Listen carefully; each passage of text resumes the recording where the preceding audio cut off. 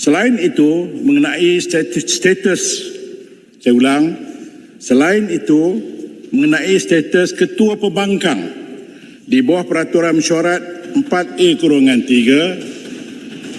terdapat beberapa perkembangan sejak mesyuarat pertama yang lalu dan berlandaskan dan berdasarkan pemakluman yang telah saya pertimbangkan, maka saya memutuskan seperti berikut.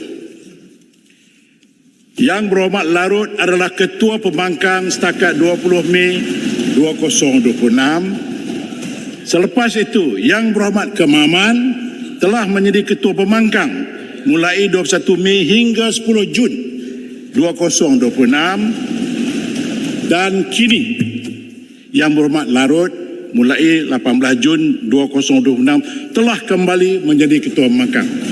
Tahniah Larut.